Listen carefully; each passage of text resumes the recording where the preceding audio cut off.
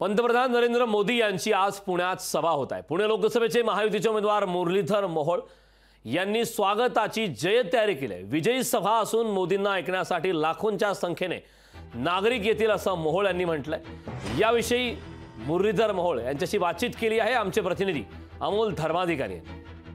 आपल्यासोबत पुणे लोकसभेचे उमेदवार मुरलीधर मोहोळ आहेत। खरं तर आज पंतप्रधान नरेंद्र मोदींची सभा पुण्यामध्ये होतीये। काय वातावरण आहे, कसं स्वागत केलं जाणार आहे?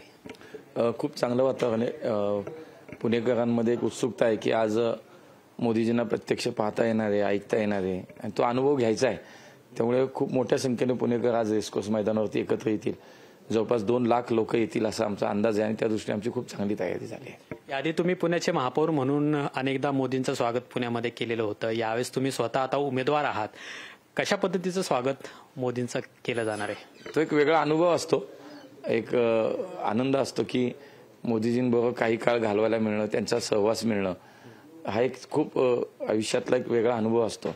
मला आज तो पुन्हा घेता येणार आहे, त्यामुळे मी उत्सुक आहे। मला असं वाटतं की आज पुण्यात सगळीकडे त्यांचं खूप चांगल्या प्रकारे स्वागत होणार आहे। नागरिक त्यांना ऐकायला येणार आहेत।